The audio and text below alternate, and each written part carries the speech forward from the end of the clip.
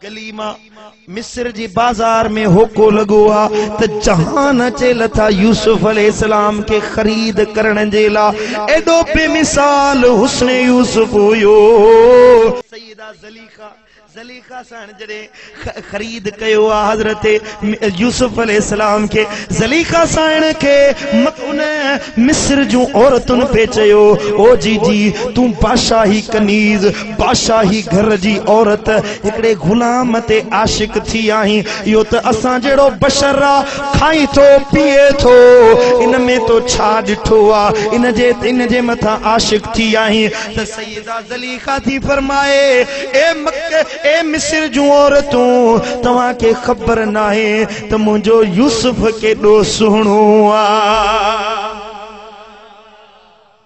ज़लीखा के चन भला तुंजो यूसुफ असां के ॾेखारींदी। अब यो कुरान में वाक्यो बयान थियल आ, मुकम्मल वाक्यो लफ्ज ब लफ्ज कुरान में सूरह यूसुफ खोले ॾिस। हजरत सैयदा ज़लीखा के थियूं चवन त अग में पियूं चवन असां जहिड़ो बशर रात असां वांगुरु आहे, खाए थो पिए थो, तंहिंजे मथां आशिक थी आहीं। त सैयदा ज़लीखा साइण थी फरमाए त उन्हनि खे सूफ़ ॾिनई, हथन में छुरियूं ॾिनई, चए थी जेॾी महिल मुंहिंजो यूसुफ हितां गुज़रे त सूफ़ कटे खाइजो ऐं मुंहिंजे यूसुफ जो दीदार कजो।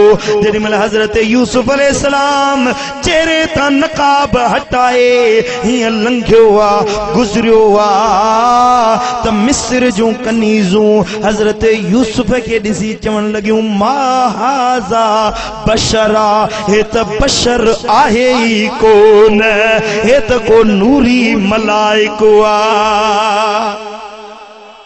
अग में भी चवन त असां जेड़ो आ, जी अज जो मानू चवे तो असां जेड़ो, नबी असां जेड़ो, बशरा ये मक्के जो मिस्र जो कनीज़ूं पियो चवन असां जेड़ो आ, तो मूं जेड़ो हुयो। पर जेडी मल ॾिठुन त कुरान तो फरमाए, मा हाज़ा बशरा, हे त बशर आहे ई कोन। सूफ़ कटे विझुन, सूफ़ खाइण विसरी वियुन, हथन मां आंगरियूं कटजी पियूं, रत वहे पियो। पर हुस्न यूसुफ में एडो महव थी वियूं, एडो मुस्तगरक थी वियूं जो यूसुफ अलैहिस्सलाम मां निगाह परे न पियूं हटाइन।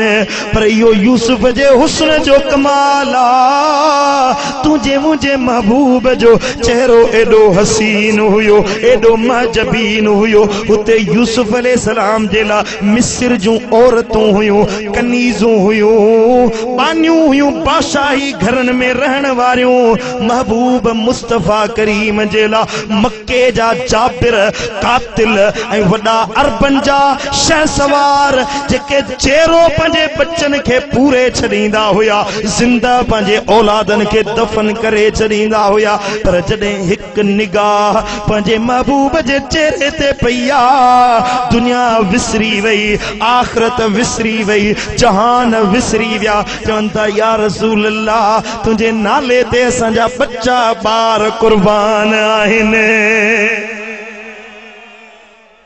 वरी जो सुभान अल्लाह, सुभान अल्लाह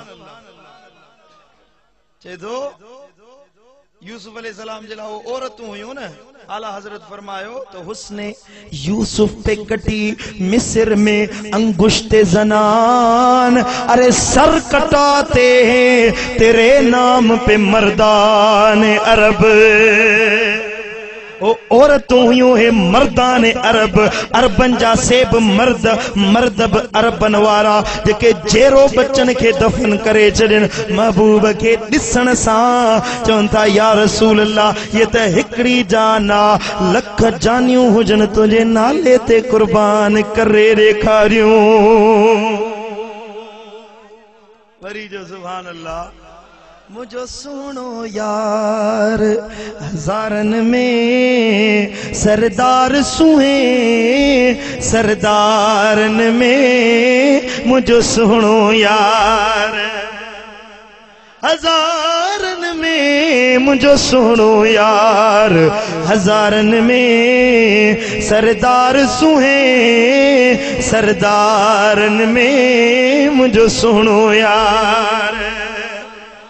मिली यूसुफ के हुई हिकड़ी जरी दिस किया नजलीखा थी वही चरी ओ थियो मस्त मजनू ओ छाते वरी फड़ फोट पई इश्क वारन में मुझो सुनो यार हजारन में मुझो सुनो यार हजारन में सरदार सुए सरदारन में मुझो सुनो यार हजारन में जे जाहिर संदस कुछ नूर थिए सारो जगत सड़ी यर तूर थिए सुभान अल्लाह जी सुभान अल्लाह। हजरत इमाम गजाली है या इमाम राजी है तन मजा बिनी मजा के एक लिखियो मुके ज़हन में याद ना है तो हजरत इमाम गजाली है या राजी है सो तो फरमाए महबूब जे हुस्ने बेमिसाल के अल्लाह ताला जे पर्दन में न लिकाए हा पोशीदा न करे हा त पत्थर सड़ी वजन हा दुनिया जे इंसानन में एतरी हिम्मत न हुजे हा जो महबूबन करीमन जे वेझो अची सघन हा पूरी दुनिया नूर मोहम्मदी में लपेट जी वने हा अल्लाह हिजाबन में लिकायो पर्दन में लिकायो जे जहान मुझे मुस्तफा करीम का फैज हासिल करे सके जे जाहिर संदस कुछ नूर